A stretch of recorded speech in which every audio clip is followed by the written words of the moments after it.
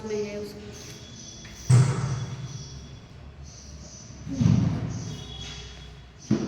शुरुआत की 2 लाइन अकेले पढ़ते हैं अभी, फिर आगे चर्चा करेंगे। सकल गेय ज्ञायक तदपि निजानंद रस लीन, सोच नेन्द्र जयवंत नित अरिरज रहस विहीन।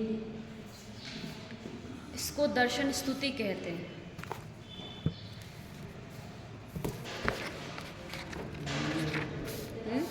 पेज किताब में देखो, शायद दर्शन स्तुति इंडेक्स में सर्च कर लो।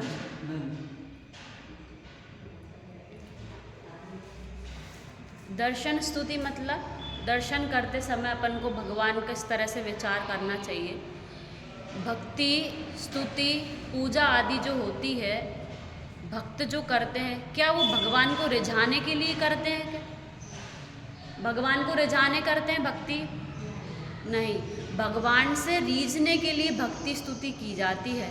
जिसको भगवान के प्रति भक्ति भाव होता है, श्रद्धा होता है, उनके गुण जिसको अच्छे लगते हैं, वो जीव स्वयं उनकी भक्ति करता है।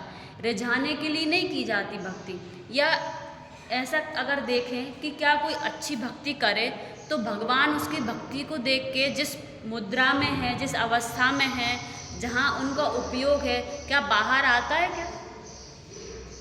भक्ति कोई अच्छी करे तो यदि भगवान टिक जाएं तो वो भगवान है क्या?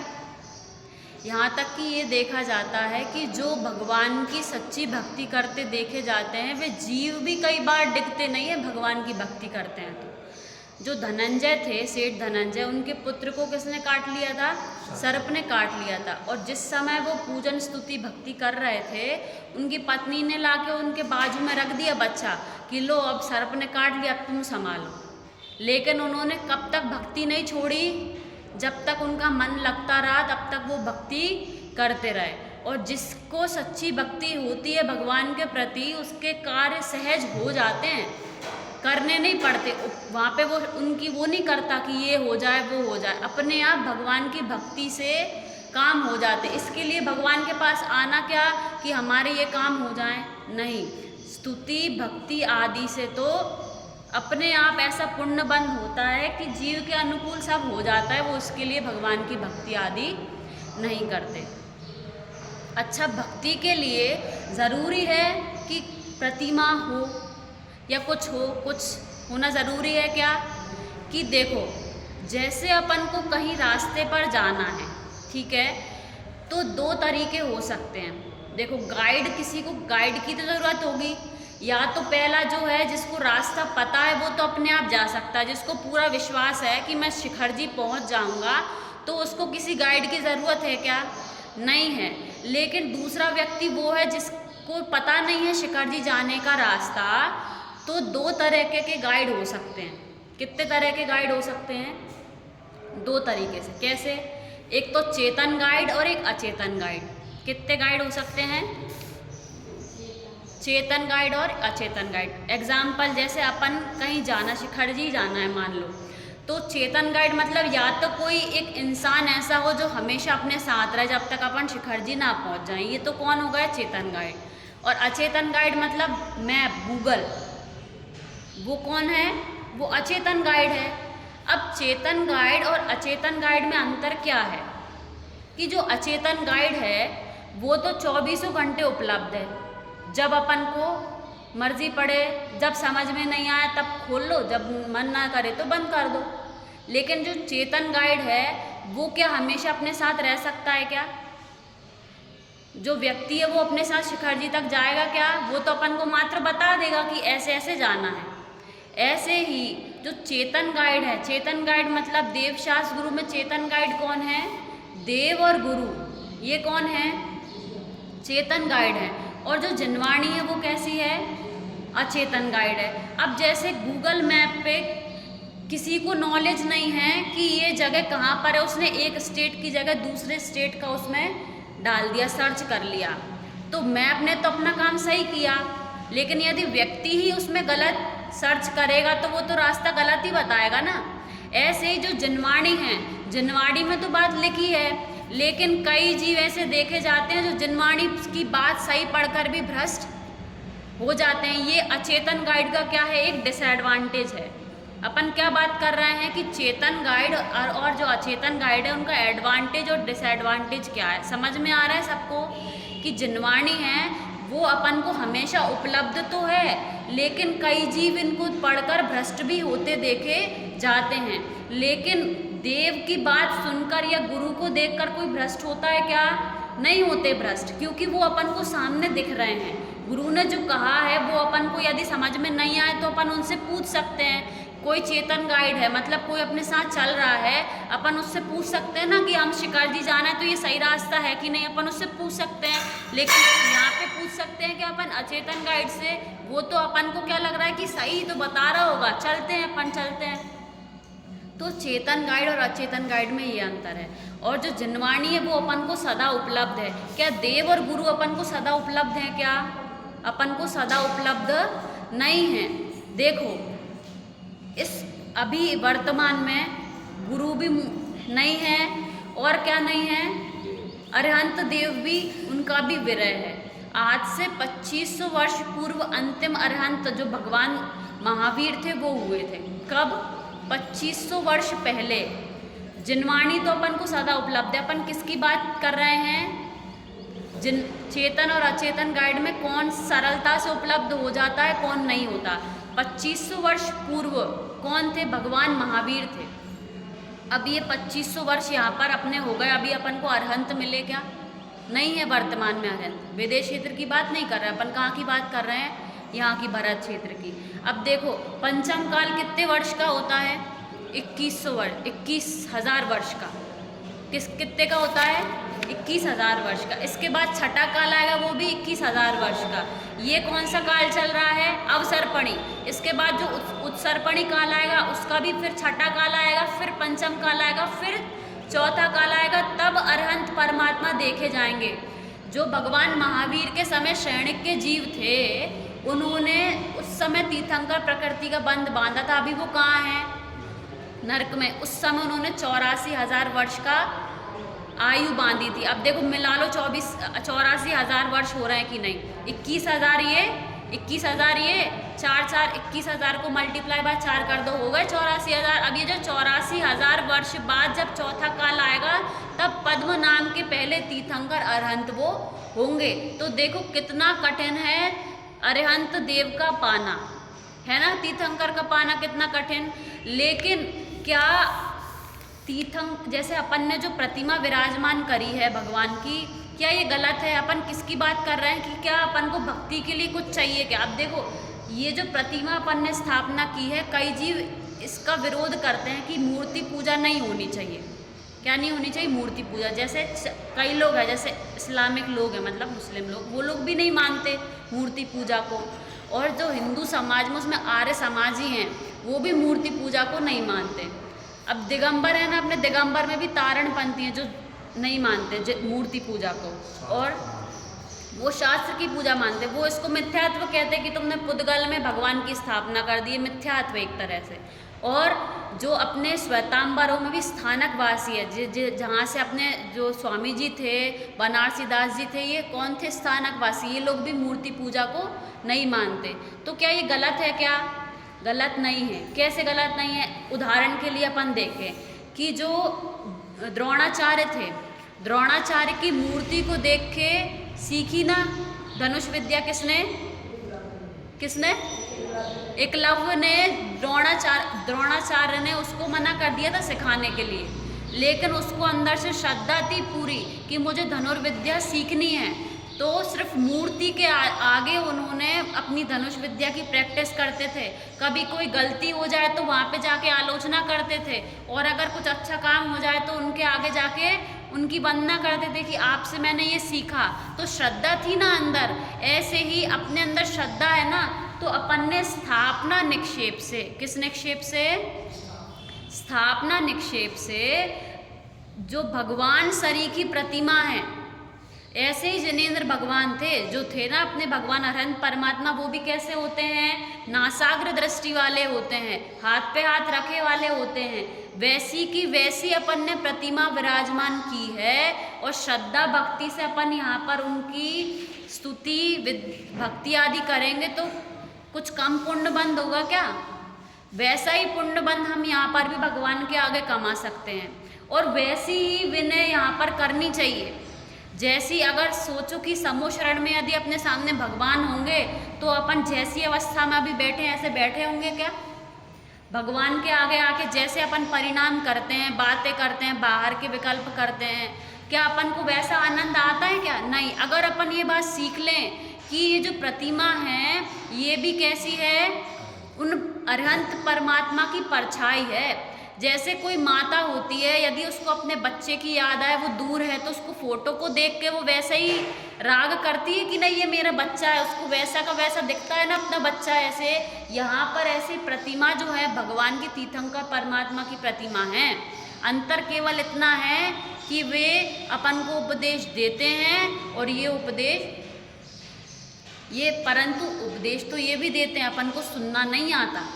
अपन इसमें आगे चर्चा करेंगे। अपन वो भजन पढ़ते हैं ना, निरखो अंग अंग जिनवर के, जिनसे झलके शांति अपार, कि तीर्थंकर की प्रतिमा भी अपन को मूक उपदेश देती है। अपन को क्या नहीं आता है, सुनना नहीं आता, अपन को समझना नहीं आता कि वो क्या कहना चाह रहे हैं। अपन विचार नहीं करते यहाँ पर बैठ के कि अपन को क्या उपदेश भगवान दे रहे हैं। ठीक है, अपन यहाँ पे पढ़ते हैं। अभी अपन ने क्या देखा कि चेतन गाइड और अचेतन गाइड, दो तरह के गाइड होते हैं। जनवाणी जो है वो कैसी है, अपन को अचेतन गाइड है, हमेशा उपलब्ध है। लेकिन गुरु उपलब्ध, देव और गुरु उपलब्ध नहीं हो सकते। इसलिए स्थापना निक्षेप से अपन ने क्या विराजमान की है, भगवान की तीर्थंकर सरी की प्रतिमा विराजमान की है। तो यहाँ पर भी वैसा ही पुण्यबंध, वैसे ही भक्ति भाव हमें आना चाहिए। देखो आगे अपन इसके अपन ने पिछली बार ये दो पहले और दूसरे का अर्थ कर लिया था, फिर भी एक बार देख ले रहा है इसका अर्थ। सकल गेय ज्ञायक तदपि निजानंद रस लीन, सो जिनेंद्र जयवंत नित अरिरज रहस विहीन। हे प्रभु आप कैसे हो? सकल गेय के ज्ञायक हो। गेय मतलब सभी, गेय मतलब जानने में जो भी चीज़ें आ रही हैं, मतलब यहाँ पर लेना है लोक।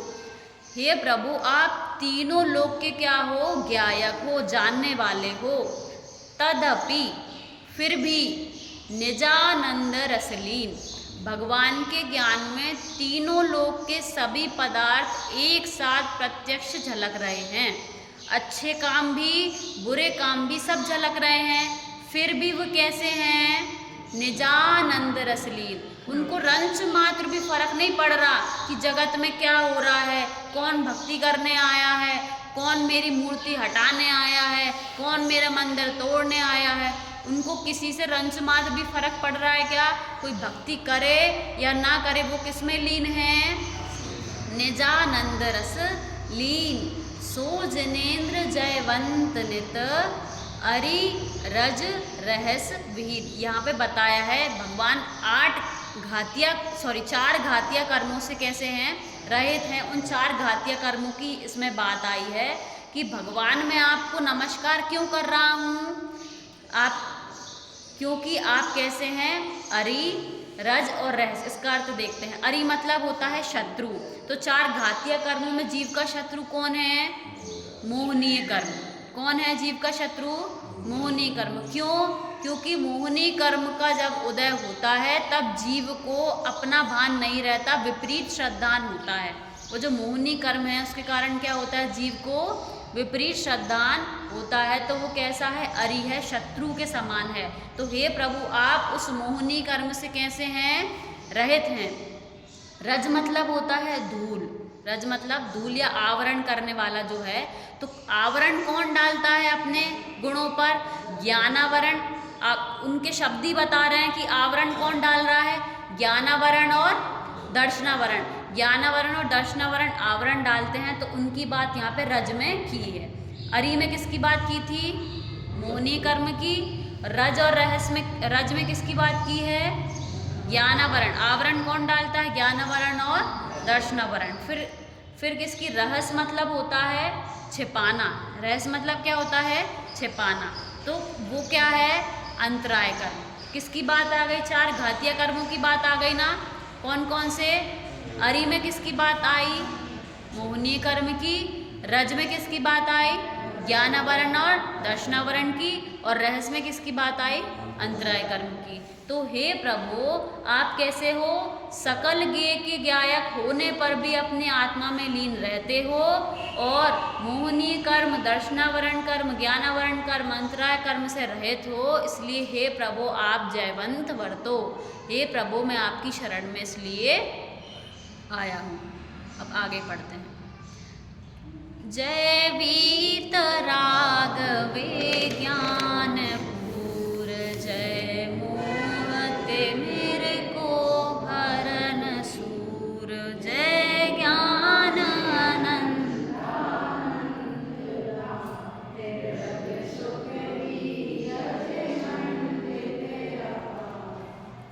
प्रभु आप कैसे हो? वीतराग और विज्ञान के पूर हो। पूर माने समुदाय। पूर्ण रूप से आप में क्या पाया जाता है? वीतरागता और विज्ञानता पाई जाती है। वीतरागता मतलब राग देश आदि से आप रहित हो और विज्ञान मतलब यहाँ पे क्या लेना है? आप सर्वज्ञ हो। कैसे हो आप? सर्वज्ञ हो। जिसकी अपन ने ऊपर बात करी थी ना कि ज्ञानावरण दर्शनावरण कर्म के जाने से क्या हुआ? सर्वज्ञता हुई। ज्ञान पर से पूरा आवरण चला गया तो क्या प्रकट हो गया? सर्वज्ञता प्रकट हो गई। और अंतराय कर्म और ये जो सारे कर्म चले गए तो क्या हो गया? ये वीतरागता की राग देश चला गया, मोहनी कर्म चला गया ना। तो पर से एकत्व बुद्धि की पर मेरा कुछ करता है, पर मेरा अच्छा है, पर बुरा है, ये बुद्धि चली गई तो क्या चले गए? राग देश चले गए ना। तो भगवान कैसे हो गए? वीतरागी। समझ में आया? ऊपर से मिलान करना कि इन घातीय कर्मों के जाने से वीतरागता सर्वज्ञता क्या हो गई? प्रकट हो गई। जय मोह तिमिर को हरन सूर। मोह रूपी अंधकार, तिमिर मतलब क्या होता है? अंधकार को हरने वाले आप कौन हो? सूर्य के समान हो। किसके समान हो? सूर्य के समान हो। जो सूरज होता है वो बुद्धि पूर्वक अंधकार को नष्ट करता है क्या? एक एक कमरे में जाके अंधकार को नष्ट करता है क्या? कि आज मेरे को इधर का अंधकार नष्ट करना है, आज इधर का अंधकार नष्ट करना है। अपने आप होता है ना वो। ऐसे ही जो भगवान हैं, भगवान ने जब भगवान के कर्म नष्ट हो गए, जो सर्वज्ञ हो गए, तो एक एक चीज़ को जानने जाते हैं क्या? एक एक चीज़ से राग हटाने जाते हैं क्या? कि आज मेरे को इससे राग नहीं करना है, आज इससे द्वेष नहीं करना है। एक एक चीज़ के पास जाते हैं कि नहीं। जब खुद का श्रद्धान हो गया कि जो स्वभाव मेरा है, मेरा स्वभाव क्या है? जानने देखने वाला है, पर वस्तु मेरा किंचित मात्र भी कुछ नहीं कर सकती, तो हर एक चीज़ से राग देश क्या हो गया? चला गया। और ज्ञान कैसा हो गया? पूर्ण प्रकट हो गया। एक एक चीज़ को जानने भी नहीं जाते और एक एक चीज़ से राग देश हटाने भी नहीं जाते। फिर क्या लिखा है? जय ज्ञान अनंता नंत धार, द्रग सुख वीरज मंडित अपार। आप कैसे हो? अनंतानंत ज्ञान के धारी हो और द्रग मतलब दर्शन, सुख, वीरज मतलब वीर्य से मंडित हो। अपार, अपार मतलब अनंत। अपार मतलब क्या होता है? अनंत। 4 घातीय कर्मों के नाश से 4 क्या चीज़ें प्रकट हुई? अनंत दर्शन, अनंत ज्ञान, अनंत सुख और अनंत वीर्य। ठीक है। तो अब यहाँ पे बोल रहे हैं कि हे प्रभु आप सर्वज्ञ हो, सभी चीज़ों को एक साथ प्रत्यक्ष जानते हो। तो अपन कहते हैं कि इसमें क्या चतुराई है या क्या अच्छा मतलब क्या बड़प्पन है इसमें? आपने जान लिया कि है बड़प्पन कि तीनों लोग जो चीज़ नहीं हुई, अतीत को और अनागत को, मतलब जो हो चुका है और जो नहीं हुआ उसको जानना हंसी खेल है क्या? जो वर्तमान है अपन तो उसको ही प्रत्यक्ष नहीं जान पा रहे, लेकिन जो भगवान है उन्होंने क्या जाना है? तीनों लोक के सभी पदार्थ एक साथ प्रत्यक्ष जाने हैं। अपन केवल ज्ञान की महिमा के लिए पिछली बार अपन ने इसका एग्जाम्पल मैंने बताया था आपको, जैसे कि कोई एक व्यक्ति है, जैसे मैं हूँ, अगर मेरी 50 वर्ष की आयु है जैसे, तो आपको अभी मेरी सिर्फ 50 वर्ष की आयु मैंने कहा तो आपको मैं दिख रही हूँ वर्तमान में, लेकिन केवली भगवान का ज्ञान कैसा है कि 50 वर्ष के, हर एक वर्ष के 50 फोटो, एग्जाम्पल के लिए देखना कि 50 फोटो यहाँ पे हो 50 साल के, फिर साल के महीने कर दो, हर एक साल के 12-12 फोटो, फिर साल में से भी महीने कर दो 12-12 फोटो, फिर महीनों में से भी दिन कर दो, दिन में से भी घंटे कर दो, घंटे के सेकंड कर दो। इतने सारी अगर फोटो एक साथ आ जाएं वर्तमान सिर्फ इस पर्याय में, तो देख पाएंगे अपन एक साथ? समझ में आ रहा है क्या बोला मैंने? कि वर्ष के महीने के दिन अगर इतने सारे फोटो एक साथ आ जाएं तो अपन नहीं जान सकते, लेकिन केवली भगवान तो सिर्फ एक वस्तु को नहीं, तीनों लोकों की सभी वस्तुएं मतलब सभी द्रव्य और उनकी वर्तमान पर्याय नहीं, जो हो चुकी हैं वो भी और जो होंगी वो भी, उनको एक साथ जान रहे हैं, प्रत्यक्ष जान रहे हैं। ऐसा केवल ज्ञान है, और वो केवल ज्ञान सिर्फ उनमें ही पाया जाता है क्या कि अपने में भी शक्ति है वैसी, अपने केवल ज्ञान में भी उतनी शक्ति है जितनी जैसे वो जान रहे हैं। बस अपन ने क्या नहीं किया, जित चिट्ठा उत पिट्ठा, जहाँ पे अभी देख रहे हैं ना, जहाँ पे अभी पीठ है ना, उधर देखने लगो। अपनी जो आत्मा है ना, अपन अभी अपनी जो इंद्रियां अभी कहाँ पर देख रही हैं, बाहर की तरफ ही देखती। जब भी आँख खुलती है तो अपन किसको देखते हैं, बाहर ही देखते हैं, और आँख बंद करते हैं तब भी क्या दिखता है, बाहर का ही दिखता है। सपने देखते तो किसका अपनी आत्मा के सपने आते हैं क्या? किसी को नहीं आते। कहाँ के सपने आते हैं? बाहर के ही आते हैं, क्योंकि अभी अपनी बुद्धि कहाँ की पड़ी है, श्रद्धान किस चीज़ का पड़ा है कि सुख तो मुझे बाहर से ही मिलेगा। अपन को केवल सिर्फ इतनी सी, अगर कहते हैं ना कि जिनवाणी की एक बात भी, अगर एक लाइन का भी श्रद्धान कर लिया तो सम्यक हो सकता है। तो सिर्फ एक लाइन का अगर अपन सम्यक श्रद्धान कर लें, कैसा श्रद्धान कि जीव का गुण, जो सुख गुण है वो किस में है, जीव में है। और 6 द्रव्यों का गुण पता है ना अपन को। जीव का स्वभाव क्या है, जानना देखना, और जो सुख है वो किसका गुण है, जीव का गुण है। पुद्गल का गुण क्या है, स्पर्श रस गंध वर्ण। तो जो स्पर्श रस गंध, छूने में जो ये शरीर आ रहा है, जरूरी नहीं है कि अपन को चारों ही गुण मिले उसमें। स्पर्श रस गंध वर्ण पुद्गल में जरूरी नहीं है चारों, अगर एक भी मिलता है तो वो पुद्गल है। एग्जाम्पल के लिए जैसे अपन देखें कि जो हवा है, हवा अपन को दिखती है क्या, लेकिन स्पर्श में तो आती है ना, तो अगर एक गुण भी मिल गया तो वो क्या है, पुद्गल है। अपन को हवा भी अच्छी लग रही है तो उस समय क्या भेद विज्ञान कर सकते हैं कि जो छूने में आता है वो क्या है, पुद्गल है। मैं कौन हूँ, जीव हूँ। जीव का स्वभाव क्या है, जानना देखना। तो 2 द्रव्य, एक द्रव्य दूसरे द्रव्य से कैसा है, अत्यंत भिन्न है ना। इस शरीर के साथ जीव कब से रह रहा है, अनादिकाल से रह रहा है। तब भी पुद्गल के एक भी गुण जीव में आए क्या, या जीव के गुण पुद्गल में गए क्या, नहीं गए। क्यों नहीं गए, क्योंकि अगर ऐसा हो जाए तो संसार को क्या होना पड़ेगा, ब्रह्मांड को क्या होना पड़ेगा, शून्य। क्योंकि एक द्रव्य का स्वभाव दूसरे द्रव्य में नहीं जा सकता। तो ऐसा भेद विज्ञान, सिर्फ इतनी सी बात को भी अगर अपन श्रद्धान कर लें कि जीव का स्वभाव क्या है, जानने देखने वाला है, और स्पर्श रस गंध वर्ण में जो आ रहा है, जिससे मैं सुख चाह रहा हूँ, पैसे जो हैं, पैसे से अपन सुख मान रहे हैं, तो सुख गुण उसमें मिलेगा कैसा, भेद विज्ञान अगर अपन करें तो जो वो छूने में आ रहा है कि नहीं आ रहा, पैसा, सोना चांदी जिसमें अपन सुख मान रहे हैं, वो छूने में आ रहा है कि नहीं आ रहा, वो छूने में आ रहा है, मतलब ये क्या है, पुद्गल है। पुद्गल में सुख गुण है क्या, नहीं है। और ये जो मुझे मिला है, ये किससे मिला है, किससे मिला है, पैसा जो मिलता है वो किससे मिला, पुण्य कर्म के उदय से मिला।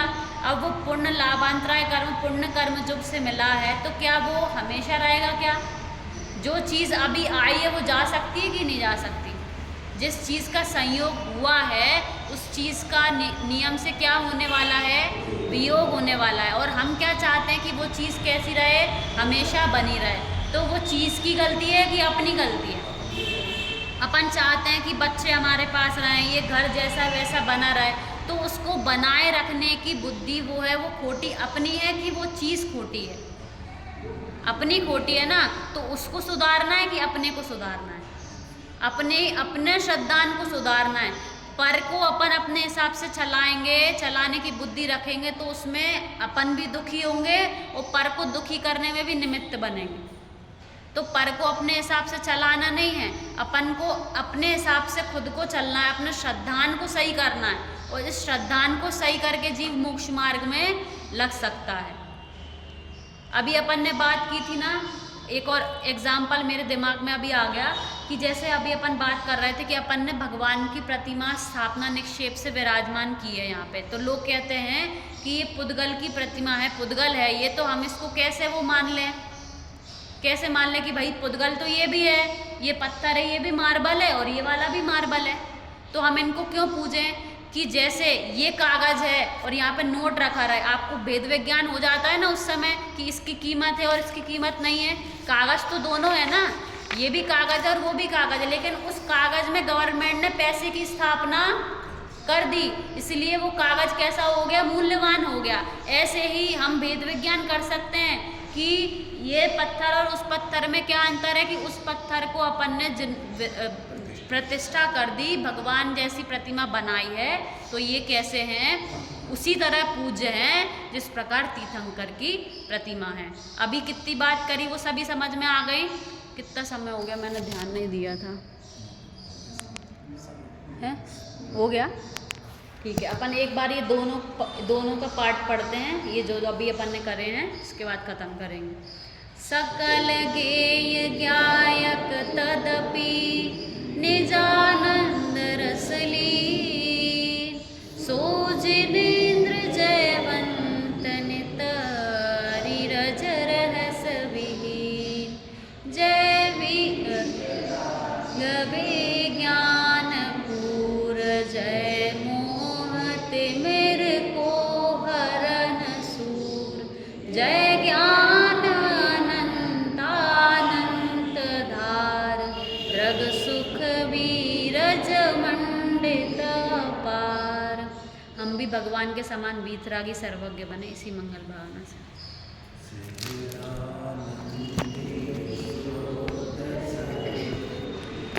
अभी